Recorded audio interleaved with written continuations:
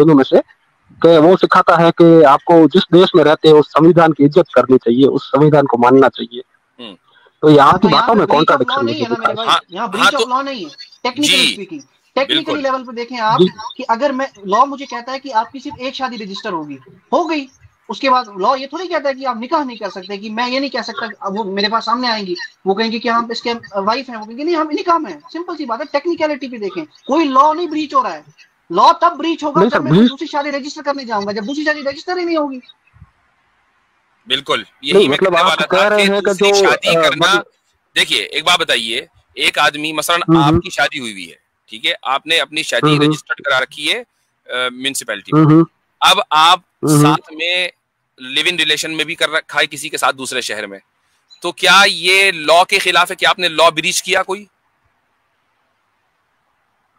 जी तो सर आप ये कह रहे हैं कि मतलब जो बाकी के 3 निकाह है वो लिव इन में है? नहीं, मैंने आपको सिर्फ एक मिसाल दी है कि बीवी आपकी एक है रजिस्टर्ड, दूसरी से आप लिव इन के साथ रह रहे हैं, उसका भी खर्चा उठाते हैं, सब करते हैं, लेकिन ऑफिशियल नहीं, उसको लिव इन मान लिया, लिव इन रिलेशन। क्या आपने कोई लॉ तोड़ा?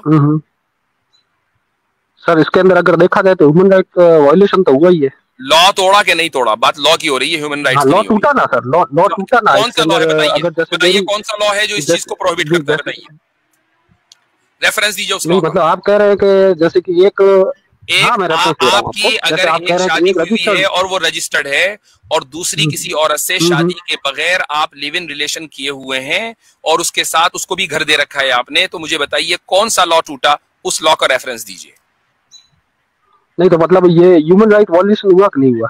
मैं पूछ रहा हूँ, मतलब कुछ भी हुआ, लॉ का ब्रीच हुआ या नहीं हुआ? अगर हुआ तो लॉ का रेफरेंस दीजिए।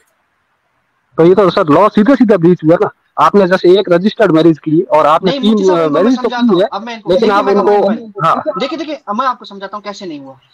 अभी जो है ना, according to Hindu marriage act, एक हिंदू जो है ना वो एक से ज्यादा शादी नहीं कर सकता, लेकिन अगर कोई हिंदू मिसाल के तौर पर मर्द है और उसकी एक और दूसरी बीवी जो है वो कोर्ट में केस कर देती है कि इसने मेरे साथ भी शादी की है और एक और औरत के साथ शादी की है, कोर्ट ये कहेगा कि सबूत तो लाओ ना कि कहाँ की है शादी, कहीं रजिस्टर की होगी, धोखे से की होगी। वो नहीं मानेगा निकाह के कॉन्ट्रैक्ट को। वो मिसाल के तौर पे कोई मुसलमान होगा, उनने इजाबु कबूल कर दिया दूसरी किसी लड़की के साथ, यानी कबूल है और एक लड़की के साथ रजिस्टर्ड है, कोर्ट में अगर वो जाएंगे ना, कोर्ट कहेगा सबूत कहाँ है? जब रजिस्टर्ड ही नहीं है दूसरी शादी, तो दैट मीन्स कोई लॉ ब्रीच ही नहीं हुआ है, खत्म बात। अच्छा। एक सर एक चीज यहाँ पे आ जाती है, जैसे कि आपके तो निकाह रजिस्टर्ड होता है, मतलब आप लिखते हैं ना उसको निकाह को, तो वो तो मैंने मेरे दोस्तों के साथ देखी है। वो हमारा अपना पर्सनल रिकॉर्ड है, वो गवर्नमेंट रिकॉर्ड नहीं होता भाई, वो पर्सनल रिकॉर्ड होता है, गवर्नमेंट रिकॉर्ड नहीं होता। इतना जरूरी भी नहीं है, मैं समझ गया। जरूरी भी नहीं है। नहीं एक मिनट, अभी पर्सनल रिकॉर्ड है वो, लेकिन वो अभी मान्य है भारत के संविधान के हिसाब से मान्य है वो। हाँ तो नहीं लिखेंगे, अगर वो क्या मसला है? उसके बगैर भी निकाह हो जाता है। में हो जाता है, वर्बली कोई लिखने की जरूरत नहीं है। हाँ हम नहीं लिखेंगे, क्या है, क्यों भाई? तो मतलब कुल मिला के ये तो कानून तो टूटा ना इसमें। आपने नहीं टूटा ना, तो कैसे टूटा? जब आप लिविंग रिलेशन के मजे उठा रहे हैं तब नहीं टूटा, तो ये कैसे टूटेगा? तो आप बोल दीजिए कि निकाह लिविंग रिलेशनशिप है। निकाह वो आप उसको लिविंग रिलेशन बोलते हैं, हमारे यहाँ ईजाब और कबूल, यानी एक तरफ से ऑफर, दूसरी तरफ से एक्सेप्टेंस ऑफ द ऑफर जब होगी और 2 गवाह मौजूद होंगे और मेहर होगा, तो वो निकाह हो जाएगा, गवर्नमेंट में रजिस्टर्ड हो या ना हो। तो अगर किसी को दूसरी शादी करनी है तो इस तरह कर सकता है। ये कोई नई चीज नहीं है, यूके, कनाडा, यूएसए, वहां पे ये चलता है, वहां पे यही दूसरी बात ये जो एक से ज्यादा शादी करते हैं। ये लिव इन जो दूसरी बात ये जो कह रहे हैं कि लिव इन है, शादी को आप लिव इन कर, हाँ हलाल लिव इन ही है, रहते नहीं है क्या साथ में? लिव इन का क्या मतलब है? साथ रहना तो रहते हैं, हलाल लिव इन है। हम हराम लिव इन के कायल नहीं हैं, हलाल लिव इन के कायल हैं। तो इजाबो कबूल के बाद जब वो लिव इन करते हैं तो बिल्कुल ठीक है, इसमें क्या है? तो कहाँ कह रहे हैं लिव इन, क्या दिक्कत है? चलो ठीक है सर, ये मान लिया मैंने आपकी बात। लेकिन अब इससे थोड़ा सा आगे बढ़ते हैं। हाँ, अब अगर जैसे कि कोई प्रॉब्लम हो जाती है मैरिज में, तो वो वुमन तो वो कोर्ट भी नहीं जा पाएगी अगर उसके साथ में अन्याय होगा तो ये तो दिक्कत आएगी ना फिर उस समय पे। कौन नहीं जा पाएगी? कोर्ट नहीं जा पाएगी ना, जो जैसे कि फर्स्ट कौन सी वाली? जिसका रजिस्टर्ड निकाह हो गया, दूसरी वाली, सेकंड वाली। हाँ तो उसको ये जब ये पता है कि मेरी शादी रजिस्टर्ड नहीं होगी, तो वो अपने इस राइट को, कोर्ट के जाने के राइट को वेव कर दिया ना उसने। तो अगर आप अपने राइट को वेव कर दें तो क्या आपको ये हक है कि नहीं? लॉ आपको यह हक देता है कि आप अपने राइट को वेव कर दें। उस औरत ने अपने राइट को वेव कर दिया, अब क्या प्रॉब्लम है? इसके अंदर बहुत ज्यादा प्रॉब्लम है सर। जैसे कि मैं बताता हूँ, यानी मैं अपने राइट को वेव नहीं कर सकता? नहीं, आपको अगर पता ही नहीं हो राइट के बारे में तो नहीं पता है ना भाई, जभी तो, अब एक बात सुनिए, जभी तो उसने निकाह किया है और उसको पता है कि निकाह रजिस्टर्ड नहीं होगा। तो जब रजिस्टर्ड नहीं होगा तो ये ऑटोमेटिकली ये बात साबित हो गई कि अगर उसके साथ जुल्म हुआ तो वो कोर्ट नहीं जा सकती, क्योंकि निकाह हुकूमत की नजर में रजिस्टर्ड नहीं है। तो उसने कोर्ट जाने के अपने राइट को वेव कर दिया। कौन सा कानून है जो इस वेव करने को खिलाफ कानून के है? जी मैं बताता हूँ ना आपको, वही तो दिक्कत आ रही है। जैसे कि आप तो मुझसे ज्यादा जानते होंगे, मुस्लिम समाज की स्थिति इंडिया के अंदर काफी ज्यादा एजुकेशन नहीं है। आप लॉयर हैं? नहीं, मैं लॉयर नहीं हूँ, मैं लॉयर नहीं हूँ। ठीक है जी। तो अब मुस्लिम समाज में एजुकेशन नहीं है, तो वो एजुकेशन का मसला हुआ ना, ये इस्लाम का मसला तो नहीं हुआ ना। ये मसला हुआ ना, इस्लाम का मसला तो नहीं हुआ ना। हम तो यहाँ इस्लाम की बात करने बैठे हैं। मुस्लिम समाज के अंदर तो हजार खराबियां हैं, बहुत से मुसलमान शराब पीते हैं, बहुत से मुसलमान चोरी भी करते हैं, तो ये इस्लाम के खाते में काहे को डाल रहे हैं आप इसको? नहीं, मैं आपके खाते में इसलिए डाल रहा हूँ इसको, क्योंकि ये आप उनको उकसा रहे हो जो एक गलत काम करने के लिए, जबकि आप खुद यहाँ नहीं हो। और अगर उससे किसी को कोई गलत काम नहीं है, ये कोई गलत काम नहीं है। अगर मल्टीपल मैरिजेस गलत काम होती तो भाई सबसे पहले कृष्ण जी को पकड़िए, उन्होंने बहुत गलत काम किए हुए थे। ठीक है मेगा माइंड जी? जी मैं तो सर आपकी बात कर रहा हूँ, कृष्ण भगवान की, और उनकी बात तो मैं नहीं कर रहा हूँ, मैं आपकी और मेरी बात कर रहा हूँ। चूंकि जब आप ये कह रहे हैं कि मल्टीपल मैरिज करना गलत काम है, तो भाई मल्टीपल मैरिज तो कृष्ण जी की भी हुई थी, राम जी की। नहीं, मैं ये कह ही नहीं रहा हूँ, मैंने बिल्कुल नहीं कहा कि मल्टीपल मैरिज करना गलत है। मैंने तो ये कहा है कि अगर वो रजिस्टर्ड नहीं है और अगर उसमें से तीन और पिता की भी हुई थी। जी मैं बता रहा हूँ, मैं उसको गलत कहाँ कहा, मैंने कब कहा गलत है?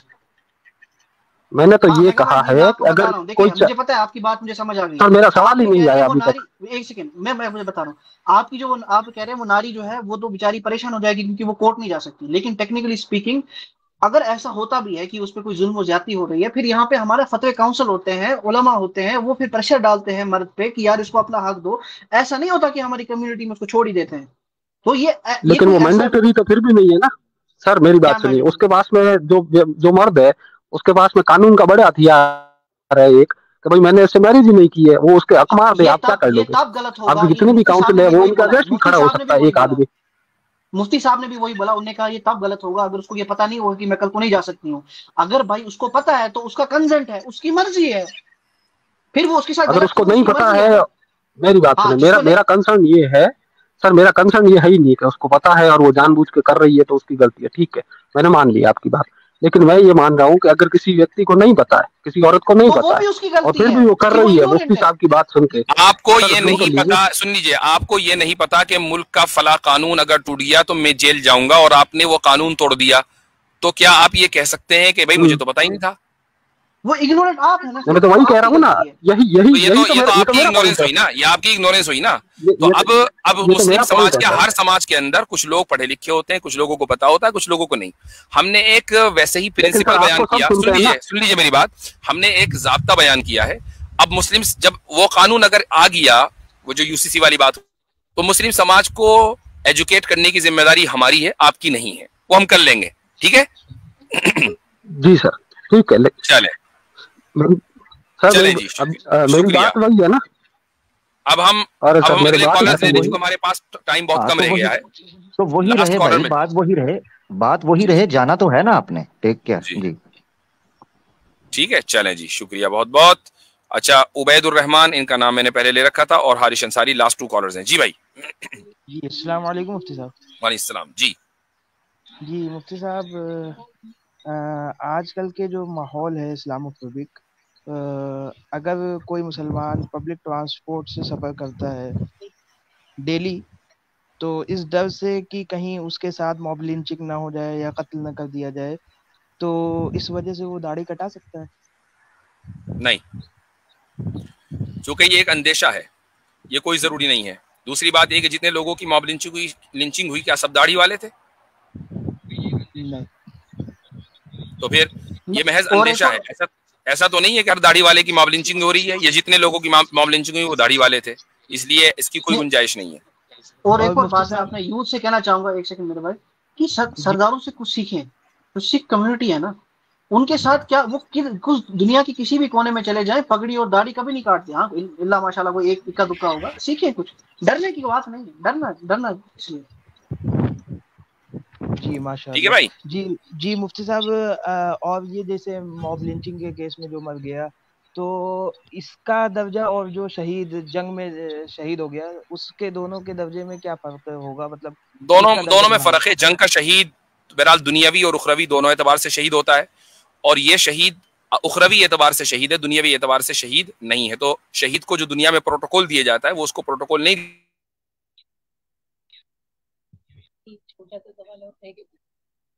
आप अपना मुफ्ती साहब वीडियो बंद ही करें, क्योंकि आपका ना वीडियो जब ऑन होता है आप जो है वो हैंग हो जाते हैं। जी पता नहीं क्या मसला चल रहा है, ये बहुत थोड़ी देर से प्रॉब्लम कर रहा है। रहमान साहब, मैं आवाज कट गई थी आपकी, जुमला मुकम्मल कर दें हजरत, आवाज कट गई। मैं सिंपली ये कह रहा था कि जो मॉब लिंचिंग के शहीद है वो दुनियावी एतबार से शहीद नहीं है, उखरवी एतबार से शहीद है। हालत जंग का जो शहीद है वो दोनों एतबार से शहीद है। तो जंग के शहीद को जो दुनिया में प्रोटोकॉल दिया जाता है वो प्रोटोकॉल मॉब लिंचिंग में जो शहीद हुआ है उसको नहीं दिया जाएगा। आखिरत में दोनों का दर्जा एक है, ऊपर नीचे है, वो बहुत सारे दूसरे फैक्टर्स उनके ऊपर डिपेंड करता है, वो अल्लाह बेहतर जानता है। ठीक है जी मुफ्ती साहब शुक्रिया। और मुझे ये कहना था कि मैं आपका सब्सक्राइबर हूँ, 20,000 सब्सक्राइबर जब से आपके थे तब से मैं आपको देख रहा हूँ। माशाल्लाह, शुक्रिया, बहुत ही इस्तिफादा होता है सर मुफ्ती साहब, जज़ाकुमुल्लाह। अच्छा जी, लास्ट कॉलर है हारिश अंसारी। जी भाई। जी मुफ्ती साहब, अस्सलाम वालेकुम। वालेकुम सलाम। आवाज आ रही है ना सही? जी आ रही है। जी मेरा सवाल ये है कि जैसे हिंदुस्तान के अंदर कोई कानून ऐसा बन जाए जो शरीयत के खिलाफ हो, तो उस हालत में इस्लाम जो हमें तालीम दे रहा है हम उसको किस तरीके से फॉलो करेंगे, और मुसलमान के जिम्मे क्या है? मतलब मेरा ये है कि जब ऐसा कोई कानून लागू हो जाएगा तो मुसलमान की क्या जिम्मेदारी बनती है फिर? मिसाल दीजिए, कौन से कानून की बात हो रही है? जैसे 3 तलाक है, या फिर 2 शादी ही होगी, या बच्चे सिर्फ 2 ही होंगे, या एक ही शादी होगी, या फिर तलाक नहीं दे सकते, या कोई और चीज कोई आ जाती है, कोई बात जो हमारे इस्लाम के अंदर ये गलत समझते हैं, तो उस रिलेटेड में जानना चाहूंगा। आपने मिसालें दी हैं कि मसलन 3 तलाक को पर पाबंदी लगा दी, लेकिन 3 तलाक पर पाबंदी लगाने का मतलब ये नहीं है कि अगर कोई आदमी 3 तलाक दे तो अब 3 तलाक नहीं होने की। भाई गोली चलाने पर पाबंदी है, लेकिन गोली चलेगी तो सामने वाला तब भी मरेगा। ठीक है, सारी बात क्या है कि आपकी अपनी कम्युनिटी कितनी एजुकेटेड है। अगर आपकी कम्युनिटी इस बारे में मुत्तफिक है ना कि भाई हम कोर्ट में जाने के ही नहीं, हम अपने हम अपने मसले खुद आपस में हल करेंगे, तो कोई फिर कानून कैसे ही बनाता रहे उससे कोई फर्क पड़ने वाला नहीं है। तो मसला मैंने शुरू में भी कहा था, एक साहब आए थे कि भाई हम क्या करें। आप ये करें कि आप अपनी कम्युनिटी को बिल्ड करें, आप अपनी कम्युनिटी के अंदर अवेयरनेस लेकर आए। तो जब आपने अपनी कम्युनिटी को इतना बिल्ड कर दिया तो फिर ये मुमकिन नहीं है कि कोई कानून आपको इस्लाम से हटा दे। जी वो तो बेहतर है, लेकिन माशाल्लाह मुकबर भी बहुत होते हैं ना, तो कम्युनिटी को तो बिल्ड करने में लगे हुए हैं। नहीं, जो देखें, जो अक्सर सिविल लॉ है, मान लीजिए किसी ने मुखबिरी कर दी कि भाई फला आदमी ने अपनी बीवी को 3 तलाक दे दी, तो पुलिस बीवी के पास आएगी ना इन्वेस्टिगेट करने के लिए। जी बिल्कुल। बीवी शरीयत पर अमल करती है, कहती है मुझे क्या जरूरत है रिपोर्ट करने की, अब पुलिस क्या कर लेगी। तो भाई ये है ना बात, तो ये इशू है। ठीक है जनाब जी। और एक और आखिरी सवाल है मेरा कि अब जो जैसे हालात जो चल रहे हैं, जिस तरह की कंडीशंस आप देख रहे हैं इंडिया के अंदर हुई हुई हैं, तो उसमें जो मोतिबर लोग हैं, यानी कि जो इस्लाम को अच्छे से जानते हैं, मुफ्ती और आलिमों के अलावा जो इस्लाम को अच्छे से समझते हैं, तो वो किस तरीके से इस्लाम को आगे लेकर के फैलाएं, कैसे उसकी दावत दें गैर मुस्लिमों को, खास तौर से क्योंकि हमारा मिलना उठना बैठना अक्सर गैर मुस्लिमों से होता है, कारोबार भी हम करते हैं, तो किस तरीके से हम लोगों से कांटेक्ट करके उनको किस तरीके से हम अपने इस्लाम को बताएं, जैसे इस्लाम को फैलाया जाता है, जैसे इस्लाम को बतलाया जाता है कि इस्लाम में ये है ये नहीं है, तो हम किस तरीके उसको समझाएं लोगों को आसान भाषा में, तो थोड़ा सा वो बताएं। अमल के जरिए, और वो अमल ये है कि आप जब किसी गैर मुस्लिम के साथ तिजारत कर रहे हैं, उठ रहे हैं, बैठ रहे हैं, 2 चीजों का दामन न छोड़ें, सच्चाई का और इंसाफ का, ईमानदारी का। अगर आप ईमानदारी के साथ और सच्चाई के साथ सामने वाले के साथ कुछ लम्हे भी गुजार लेंगे ना, तो सामने वाला आपका असीर बन जाएगा। जिंदगी में बारहा इसका तजुर्बा किया जा चुका है। ठीक है जी, ठीक है, शुक्रिया मुफ्ती साहब। चलें जी, शुक्रिया बहुत बहुत। अच्छा ये बस एक बात मुझे अपना मेरा क्वेश्चन था कि अक्सर में ये होता है, अगर मिसाल के तौर पे किसी कंट्री में कॉन्ट्रडिक्टरी लॉज आ गए शरीयत के हिसाब से, शरीयत के कॉन्ट्रडिक्टरी, तो अगर कोई मुसलमान जानबूझ के अपने फायदे के लिए सिविल लॉ की तरफ अप्रोच करेगा, तो क्या हम ये कहेंगे उस पर ये कुरान की आयत फिट होगी कि जो अल्लाह और उसके रसूल के इसके अगेंस्ट लॉ के जाते हैं वो कुफर है, वो कुफर करते हैं? यानी अगर वो कोर्ट में चला गया, जी जी जी, ये पता हो अपने फायदे के लिए, ये पता हो कि भी गलत है। देखें, ये एक बाइस गुनाह तो है, इसमें तो कोई शक नहीं है, और बल्कि लेकिन कुफर का फतवा उसके ऊपर नहीं लगेगा, क्योंकि कुफर के लिए तकजीब जरूरी है, उसने तकजीब नहीं की। हाँ, गुनाह कहा जाएगा कि इसने गुनाह का इर्तिकाब किया है, मगर वो उसको बेटर समझ रहा है ना। नहीं, अगर वो वही कह रहा है ना, अगर वो अमल से नहीं बल्कि जबान से भी ये कह रहा है कि वो बेहतर है और इस्लामी निजाम बेहतर नहीं है, तो अब कुफर का फतवा लगेगा। इसका मतलब ये कि उसने इस्लाम की तकजीब कर दी। तकजीब के लिए जरूरी है कि वो तकजीब करे। ठीक है जी। अच्छा जी, चूंकि मैंने इनका नाम उबैदुर रहमान से पहले लिया था, आदिन जी भाई बोलिए। अगर कोई इंसान फजर के लिए अलार्म लगाए लेकिन एक मिनट, मुसलमान हैं आप? जी। फिकी मसले का जवाब नहीं दूंगा जी। अच्छा, तो इस सवाल का जवाब दीजिए कि आप थोड़ी देर पहले बोले हैं कि मतलब हम लोग कोई कम्युनिटी बिल्ड नहीं किए हैं 70-75 साल से, तो मतलब हम लोगों के जो एंसेस्टर्स हैं वो लोग नहीं किए, इसमें हम लोगों की क्या गलती है? नहीं, आपको इंडिविजुअली कोई गलत नहीं कह रहा था, मैं Muslim community as a whole उसकी बात कर रहा हूँ कि ये गलती बहुत पहले से होती चली आई है। इसका मतलब ये नहीं है कि आप यू आर रिस्पॉन्सिबल पर्सनली, ये मतलब नहीं है उसका। अच्छा, मैं जो फिकी मसला पूछ रहा था वो कोई ऐसा कंट्रोवर्शियल नहीं है। आदिन भाई, दूसरा ये है कि अगर बड़ों ने कोई गलती कर दी है तो इसका मतलब ये नहीं है कि छोटे सिर्फ ये कहें कि हम उसके मुजरिम नहीं, आप पे इल्जाम नहीं ठहरता तो हमने कोई कोशिश नहीं करनी। हजरत को जिस चीज की तरफ तवज्जो दिला रहे थे वो ये थे कि अगर पीछे कुछ गलती हो चुकी है तो तारीख से सीख कर आगे के लिए बेहतरी, जो ये जनरेशन है वो आगे के लिए अपनी कम्युनिटी के लिए बेहतर करे, तो ये तो कर सकते हैं कि नहीं? हाँ, ये करना है जी। तो चलें, ठीक है, बहुत बहुत शुक्रिया। आपने बड़ा एजिटेशन किया कि भाई मेरा नाम पहले लिया था तो नहीं आपको लिया। अच्छा, एक इनको ले लेता हूं मैं जी। हेलो, आपका नाम क्या है भाई? जी सत्य अन्वेशी जी।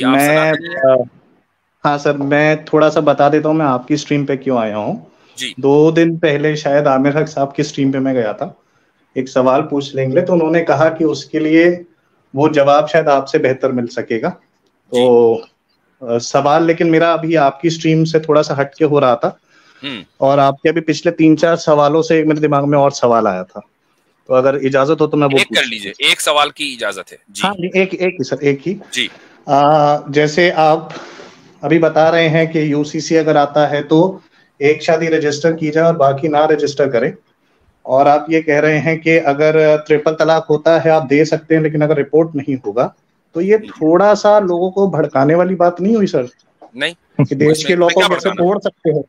इसमें क्या भड़काना? आप ऐसा कानून बनाए क्यों रहे हैं कि जिसमें लूप होल्स हो? सर लूप होल्स नहीं है ना, आप लूप होल्स ही तो है। ये लूप होल नहीं है, इंसान के कानून के अंदर लूप होल्स होते हैं, आप लूप होल्स बता रहे हैं। ऐसा कानून बना रहे हैं कि जिसके अंदर जगह जगह लूप होल्स है, तो लूप होल्स तो लोग ढूंढ ही लेंगे। और आपको पता है लॉयर का काम ही यही होता है, लॉयर का काम ही होता है लूप होल्स निकालना अपने। बिल्कुल, अगर कानून में लूप होल ना हो तो कोई भी वकील अदालत में मुकदमा जीत ना पाए। वाइडी साहब, लूप होल तब निकाले जाते हैं जब आपके मन में खोट हो।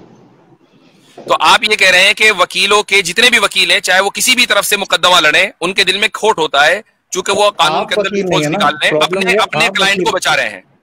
सर अगर वकील भी इलीगल वो देता है, एडवाइस देता है, तो वो लायबल माना जाता है। ये इलीगल एडवाइस नहीं है ना, हम लीगल एडवाइस दे रहे हैं। इलीगल एडवाइस है ना, यही बता रहा हूं। इलीगल कैसे? इलीगल मुझे बताइए कैसे है, जब मैं ये कह रहा हूं कि आप एक शादी रजिस्टर्ड करें, बाकी 3 के साथ आप हलाल लिव इन रिलेशन करें, ये इलीगल कैसे है?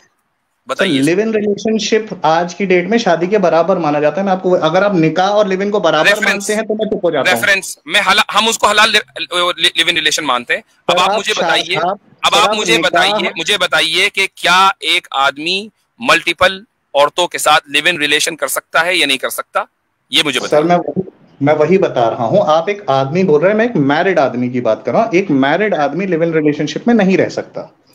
भाई एक आदमी की बात करें ना, मैरिड वो एक, चलिए उसकी भी बात करूंगा। एक आदमी एक ही बात में, अभी मैरिड नहीं है वो, ठीक है, मैरिड नहीं है। नहीं भाई साहब, आप समझिए, जब बात निकाह की हो रही है तो नहीं मैं बताता हूँ, मैं उस पर भी आ रहा हूँ। एक आदमी मैरिड नहीं है, वो 4-5 औरतों के साथ लिव इन रिलेशन करता है, लीगल है इलीगल है? इलीगल है सर, कंप्लीटली इलीगल है। लीगल है, ठीक है। नेक्स्ट क्वेश्चन, एक आदमी मैरिड है और वो किसी औरत के साथ लिव इन रिलेशन में भी है, तो ये लीगल है या इलीगल है? इलीगल है सर। इलीगल है। रेफरेंस और उसकी क्या पनिशमेंट है? सर डोमेस्टिक वायलेंस में इंक्लूड किया गया लिव इन रिलेशनशिप। डोमेस्टिक भाई, उसकी पनिशमेंट मुझे बताइए और उसका रेफरेंस दीजिए। सर डोमेस्टिक वायलेंस में सेक्शन 12 है जो आपको ये बताता है कि आप डोमेस्टिक वायलेंस किसी भी लेवल पे करें, whether it is live in और नॉट, वो पनिशेबल होगा। ठीक है, मैं ये कह रहा हूँ आपने वो डोमेस्टिक वायलेंस, भाई वो डोमेस्टिक वायलेंस इलीगल है, डोमेस्टिक वायलेंस इलीगल है। मैं आपसे ये कह रहा हूं कि एक आदमी जो शादीशुदा है वो एक औरत के साथ लिव इन रिलेशन में भी रह रहा है, आप ये कह रहे हैं कि वो इलीगल है, इसलिए इलीगल है चूंकि डोमेस्टिक वायलेंस इलीगल। भाई वो बताइए डोमेस्टिक वायलेंस। वाहिदी साहब सवाल मेरा बड़ा सिंपल सा है, क्या लिव इन रिलेशनशिप और निकाह बराबर है? हाँ, हलाल लिव इन रिलेशन बिल्कुल बराबर है निकाह के। हाँ, हलाल लिव इन रिलेशनशिप निकाह बराबर है, बिल्कुल। हाँ, मैं इनको बताता हूँ मुफ्ती साहब, देखें, सॉरी ये मुझे नहीं पता चला था, इसका रेफरेंस दे जरा प्लीज। देखिए सत्य, एक मिनट इसका रेफरेंस मांग रहे हैं ना, मैं इसका रेफरेंस देता हूँ। आपको पता है इस्लाम में निकाह कैसे होता है? हाँ सर, 2 मुसलमानों के बीच में होता है, मुझे ये पता है बस। और कैसे होता है? जब आपको ये नहीं पता तो मैं आपको रेफरेंस दूं तो किस चीज का दूं रेफरेंस, जब आपको ये नहीं पता? आप बता दीजिए कैसे होता है सर, आप बता दीजिए ना, सीखने आए हो। आपको पता है ना, आपको रेफरेंस दो। आप सर रेफरेंस रद्द मुख्तार का, फतावा काजी खान का आपके सर पे से गुजर जाना था। सर मैं सीख लूंगा, आप बता तो दीजिए रेफरेंस। तो आप मुझे ये बताइए कि इस्लाम में निकाह कैसे होता है? जल्दी से। अभी आपने कहा कि इस्लाम में निकाह लिव इन रिलेशन के बराबर कैसे हो सकता है? इसका मतलब निकाह मालूम था आपको, तभी तो आपने किया। सर निकाह, वाहिदी साहब, निकाह में कॉन्ट्रैक्ट साइन होता है ना? नहीं, कोई साइन नहीं होता। जरूरी नहीं है, जरूर। काजी साहब क्या करते हैं? काजी साहब क्या करते हैं फिर? काजी साहब पैदा भी ना हुए हो ना, तब भी निकाह हो जाता है इस्लाम में। उसमें ये बताना नहीं होता कि कितनी इज्जत दी जाएगी, कितना ये सब दिया जाएगा, ये बताना नहीं होता है? कुछ नहीं काजी साहब का वजूद भी ना हो ना दुनिया में, तब भी निकाह हो जाता है। काजी साहब वहां पे क्या ये पूछने नहीं जाते कि आपको निकाह कबूल है कि नहीं? भाई एक है जाते हैं, फिल्मों में आपने देखा होगा ना, तो वो फिका नहीं है। फिल्मों में जो दिखाते हैं वो फिका नहीं है, वो शरीयत नहीं है। मेरे परिवार, मेरे रिलेशनशिप में पड़ती है, मैं बहन बोलता हूँ, उनका निकाह मैंने अटेंड किया हुआ है। देखिए सत्य भाई, मुफ्ती साहब मेरी एज है ना, मैं 20 साल का हूँ आमिर भाई। तो मेरा दोस्त मुझे कल कह रहा था कि तुम मेरा निकाह पढ़ाओगे, मैंने कहा ठीक है, और मैं भी पढ़ा सकता। मैं कोई काजी नहीं हूँ, मैं कोई मुफ्ती नहीं हूँ, मैं भी जाऊँ। नहीं भाई, इस्लाम साहब, निकाह पढ़ाने की भी जरूरत नहीं है, पढ़ाने की भी जरूरत नहीं है। आपने रुक जाइए, मैं बताता हूँ निकाह का सिंपल प्रोसीजर क्या है इस्लाम में। आपने एक लड़की को देखा, उसको प्रपोज किया। प्रपोज का मतलब ये है कि क्या तुम मुझसे निकाह करोगी? मैं तुमसे निकाह करता हूँ। सामने वाली लड़की ने कहा कि मैं निकाह करती हूँ। आपने मेहर की रकम बता दी और उसके बाद 2 गवाह मौजूद हैं, ठीक है, वहां पर निकाह हो गया। अब ना काजी की जरूरत, ना गवर्नमेंट की जरूरत, ना रजिस्ट्रेशन की जरूरत, ना किसी कलम कागज की जरूरत। सर ये जो 3 टर्म आपने बताई हैं कंडीशंस, क्या ये लिव इन में अप्लाई करती हैं? लिव इन किसे कहते हैं? होल्ड ऑन, ये लिव इन पे नहीं अप्लाई करती, मैं आपको बता रहा हूँ ना, आप मेरे से गोल गोल मत घुमाइए। आपसे सिंपल सा सवाल, मेरी बात सुने, क्या लिव इन रिलेशनशिप और निकाह बराबर है? आप बोल रहे हैं बराबर है, तो मैं चुप हो जाऊंगा। सत्या भाई शुरू से शुरू करते हैं। कोई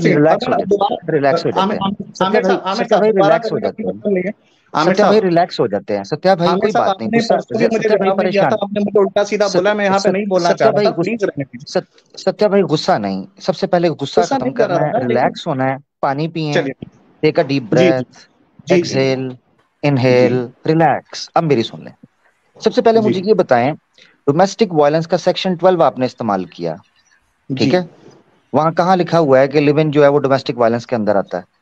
सर मैं, आप डोमेस्टिक वायलेंस की इंटरप्रिटेशन पढ़ लीजिए, फिर मैं आपको यहाँ पे इंटरप्रिटेशन तो नहीं समझा सकता ना। नहीं समझ, दिखाएं ना, शेयर करें स्क्रीन, दिखाएं किधर है। मैं आपको बता रहा हूँ, मैं खुद वकील हूं, आपको बता रहा हूं, मैंने मेरी बात सुनिए।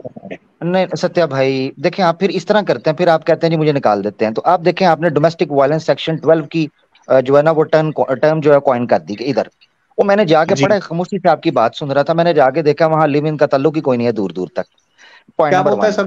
दूसरी चीज ये है जी, आपने पढ़ा है ना, तो आपको पता है पॉइंट। अगर मैं गलत कह रहा हूँ, अगर कह रहा हूँ कि लिव इन, अगर वो लिव इन को मेंशन करता है, शेयर करके मुझे झूठा कर दें, अब मुझसे ना पूछें। दूसरा पॉइंट, सत्या भाई,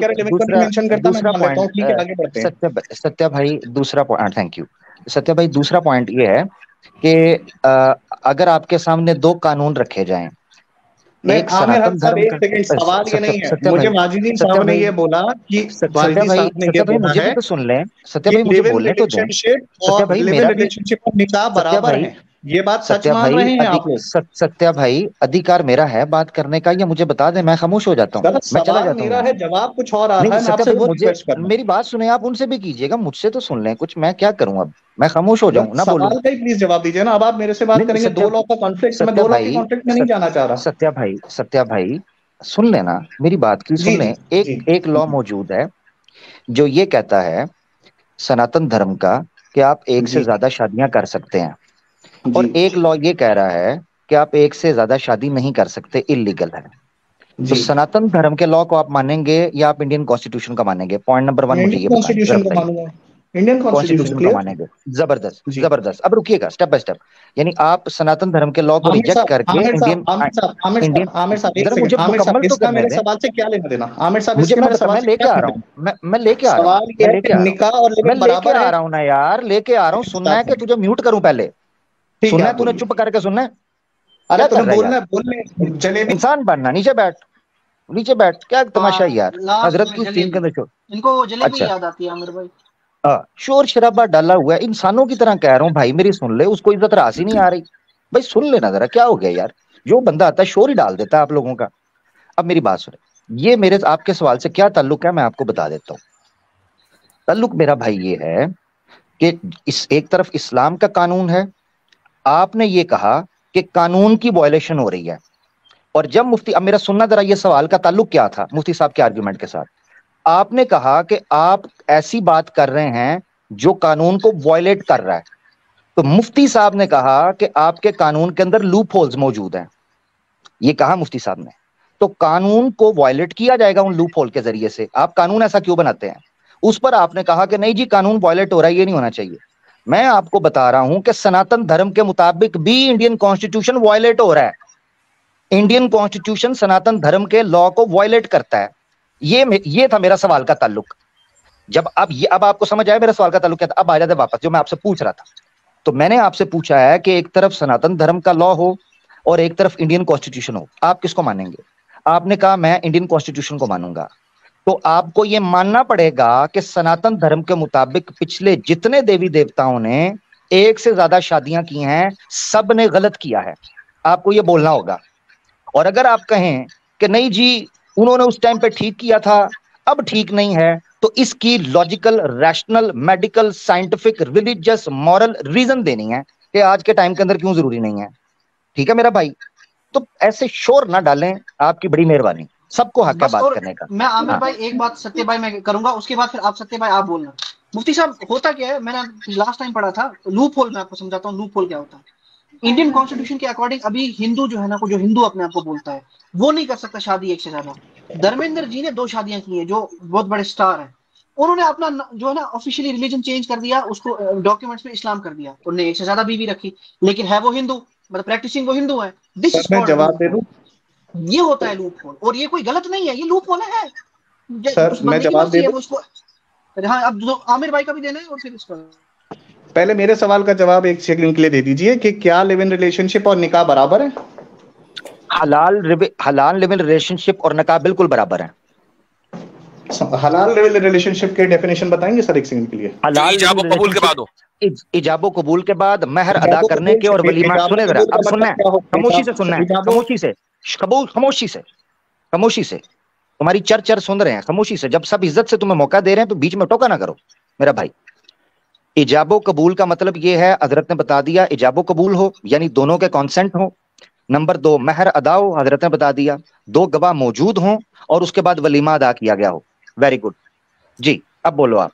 वलीमे की भी कोई शर्त नहीं है आमिर भाई, वलीमा भी शर्त नहीं है। वाहिदी साहब, क्या लिव इन में मेहर और वलीमा जो बोला गया है ये दोनों होते हैं? हाँ, तो वो हराम लिव इन है, इसीलिए तो हम उसको हराम कहते हैं। एग्जैक्टली। कैसे बता सकते कौन सा हलाल है कौन सा हराम है? विदाउट ये शर्तें बता तो दी हैं। विदाउट रजिस्ट्रेशन कैसे बताएंगे आप लोग? प्रोसेस कैसे पता चलेगा? ये 4 शर्तें होंगी ना, विदाउट रजिस्ट्रेशन ये 4 शर्तें होंगी तो साबित हो जाएगा। कौन बताएगा? 2 मियाँ बीवी बताएंगे। मियाँ बीवी तो है नहीं ना, मियाँ बीवी है ना, आपके नजदीक नहीं है ना, आपके नजदीक नहीं है। निकाह हुआ, यही तो लो देखो, अभी पूछ रहा है निकाह और हलाल रिलेशनशिप और निकाह बराबर है। हमने कहा बराबर है तो निकाह ही हुआ ना, तो फिर मियाँ बीवी हुआ। चलो आप उनको मियाँ बीवी नहीं मानते ना, कोई बात नहीं, मुतनाकिहैन बताएंगे। अब बोलो। हाँ, जबरदस्त। चलो अब डिक्शनरी कर लो। मुतनाकिहैन बताएंगे। ज़ौजैन, एक और ले लो, बताएं सर। कपल समझे, कपल बोल। नहीं, मुतनाकी, हम भाई निकाह की बात हो रही है ना, तो मुतनाकिहैन बताएंगे। भाई साहब, आप मेरे से उर्दू का या अरेबिक शब्द पूछेंगे तो मुझे मतलब नहीं पता। नहीं, आपसे नहीं पूछ रहा हूँ, मैं आपको बता रहा हूँ भैया, मैं आपसे पूछ नहीं रहा हूँ, मुझे मालूम है आपको नहीं पता है। ठीक जी, अब आप ढूंढ लीजिएगा। आपने मुझसे रेफरेंस मांगा था ना फतावा की किताबों का, आप कहते हैं मैं सीखूंगा, जाके देखूंगा, अब इसको भी देखिएगा सर, रेफरेंस तो दे दीजिए। और सत्य भाई, आपने जो ये बात कही ना, ये इलीगल है। मुझे एक लॉयर आप दिखा दो जो हमारे प्रोसीजर को बोले इलीगल है, एक लॉयर। सर, आप समझने की कोशिश करिए। This whole and conversation started कि यूसीसी आता है और मोनोगेमी सिर्फ अलाउ करता है। उसके बाद मैं वही मसला सत्य जी, मसला ये हो रहा है, मसला ये हो रहा है कि हमारी वीडियो हो गई वायरल, ठीक है। अब जो है सनातनी ये सोच रहे हैं कि यार हम कानून ला रहे हैं, इन्होंने पहले लूप होल ढूंढ लिया। ये क्या चक्कर हो रहा है? मसला ये है असल में, मसला ये है भाई आप मुसलमान को उसकी शरीयत पर अमल करने से नहीं रोक सकते। इसकी वजह ये है कि शरीयत ने ऑलरेडी हर सिनेरियो की गाइडेंस दे रखी है। मसला ये है आप गलत बोल रहे। दूसरा ये हो गया, मुझे पता है इसने बोला। दूसरा हजरत ये मसला हो गया कि मुसलमान रजिस्टर किए बगैर निकाह करेगा तो ना पहली पत्नी को मसला होगा, ना दूसरी को, ना फैमिलीज को। ये लिव इन करेंगे तो इनको पड़ेंगे चांटे। मसला ये पड़ गया है जी। अच्छा, एक चीज और है, मैं बता दूं,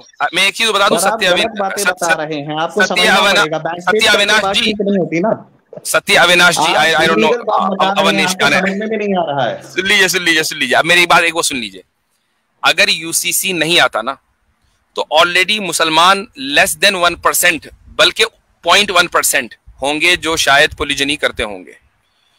लेस देन, बहुत ही, नहीं इतना वो लो रेशियो है। मुस्लिम सोसाइटी के अंदर भी इसको कोई अच्छा नहीं समझा जाता, ठीक है। अभी थोड़ी देर पहले एक खातून आई, फातिमा नाम था उनका, इस नाम से आई, और उन्होंने आकर ये सवाल किया कि इस्लाम में 2 निकाह क्यों है। यानी आम औरतों को भी ये पसंद नहीं है, मुस्लिम सोसाइटी को भी ये पसंद नहीं है। इंडियन मुस्लिम सोसाइटी की बात कर रहा हूं मैं। लेकिन मैं ये बात गारंटीड कह रहा हूं, जिस दिन यूसीसी आ गया ना, उस दिन लाइन में लगकर मुसलमान निकाह करेगा, क्योंकि खुराफात करने में मजा आता है मुफ्ती साहब। हाँ, अब लाइन में लग के करेगा, फिर भाई नुकसान ज्यादा है आप ही लोगों का। फिर ये मत कहना पॉपुलेशन बढ़ गई। वाहिदी साहब, आप इतने रिप्यूटेड आदमी हैं, अगर आप ऐसी सलाह देंगे तो क्या होगा समाज का? यहाँ कितने केसेस होंगे? फिर आप बोलेंगे सरकार के खिलाफ काम कर रही है।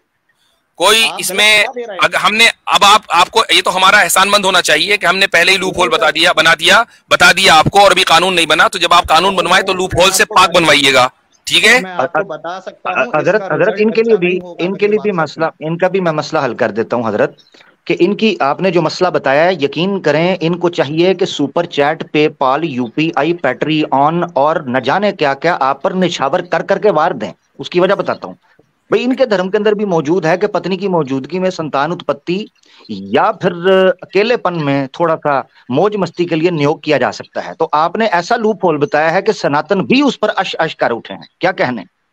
तो ये करें करें। और लास्ट बट नॉट लीस्ट सत्य भाई, जो आप कह रहे हैं ना कि इसके कॉन्सिक्वेंसेस बहुत गलत होंगे, तो ये कोई नई चीज नहीं है। यूरोपियन कंट्रीज में और अमेरिका में ये सब चीज चल रही है। मुसलमान सवाल इतना सा था, आपकी आवाज कम आ रही है, सीधा जवाब नहीं दे पा रहे। हलाल लिव इन और लिव इन को अलग अलग कर दिया आपने। आपको समझ में आ रहा फर्क?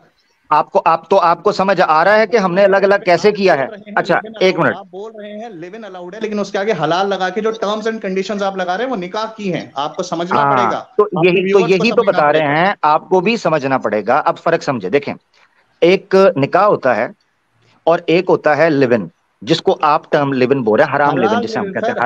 हराम प्रॉब्लम हलाल लिव इन जो आप टर्म बना रहे हैं, जरा सुनेंगे फिर मुझे नीचे ही उतारना पड़ेगा आपको। ये आप सुनते वाले भी हैं, सुनते हैं कि नहीं? आप मेरा तो सुन नहीं रहे। आप सुने, मैंने आपका आ गया ना पॉइंट, तो उस पर आने लगा हूं। आपने फर्क कहा, प्लीज हलाल लिव इन पे बात करिएगा। जी आप दोनों समझा। ओहो, हलाल लिव इन को समझाने के लिए हराम लिव इन को भी समझना पड़ेगा, निकाह विवाह के अंतर को भी समझना पड़ेगा। अब मुझे मौका देंगे, जरा सुने। अच्छा, आपने एक बात की कि आप देखें क्या कह रहे हैं, आप लिव इन को हलाल कह रहे हैं, तो निकाह के बिल्कुल बरअक्स ऑपोजिट चीज है। हमने हलाल लिव इन को अंडरस्टैंड करवाने के लिए चंद उसके अंदर पॉइंट्स जो हैं उसको डिस्कस कर दिया। अब वो चीजें अगर होंगी तो वो हलाल लिव इन की कैटेगरी के अंदर आएगा, और अगर वो चीजें नहीं होंगी तो वो हराम लिव इन के अंदर आएगा। मिसाल के तौर पर, एक है विवाह और एक है वो हराम लिव इन जिसको आप समझ रहे हैं कि हम जिस लिव इन की बात नहीं कर रहे, दूसरी लिव इन जो है जो नॉर्मली चल रहा है वेस्ट के अंदर। अब उन दोनों के अंदर अंतर क्या है कि विवाह जो होता है या जो शादी होती है वो रजिस्टर्ड होती है कानूनी तौर पर, उसमें उस पेपर वर्क किया जाता है और लीगली वेडेड कपल उसको बोला जाता है। अब उन दोनों के अंतर क्या है? उन दोनों के बीच में अंतर क्या है? वो डॉक्यूमेंट जो इस लिव इन को उस लिव इन से जो निकाह या शादी हुई है उसमें अंतर करता है। अब हमने आपको बताया कि हमारे निकाह, शरई निकाह के अंदर भी, शरई निकाह, कानूनी निकाह की बात नहीं हो रही, शरई निकाह, शरई निकाह के अंदर जो चीजें मौजूद होती हैं वही चीजें उस लिव इन के अंदर मौजूद होंगी जिसको हम हलाल कह रहे हैं। तो ऐसी सूरत में दोनों निकाह होंगे। अब उसको लिव इन इस तौर पर कहा जा रहा है क्योंकि वो उस कानून के मुताबिक, जो कानून आप पेश कर रहे हैं उस कानून के ऊपर पूरा नहीं उतरता कि लीगल डॉक्यूमेंट साइन किया जाए। इतनी सी बात थी, मोटी सी। पता नहीं आप इमोशनल हो गए हैं, आप सोच रहे हैं क्या कह रहे हैं, आप देख रहे हैं क्या कह रहे हैं। अब मैं करेक्ट, सर मैं आपको करेक्ट कर दूं थोड़ा सा। चले भाई, ऐसा है, बहुत टाइम हो गया, मुझे जाना भी है। आज तो 4 घंटे से ऊपर हो गया, और जी इतना तो, ये तो हमने अपना ही रिकॉर्ड तोड़ दिया भाई। चले, तो ये सत्य अविनाश जी ने सत्य का अविनाश कर दिया और उनसे बात हो गई। अब अब जो है, अब हम आप हजरात से इजाजत लेंगे, बहुत ताखीर हो चुकी है। मैंने आज स्ट्रीम 1 घंटा पहले इसलिए रखी थी ताकि मैं 1 घंटा पहले फारिग हो जाऊं, और मसला क्या हो रहा है, मैं उसी वक्त फारिग हो रहा हूँ जिस वक्त मैं फारिग होता हूँ।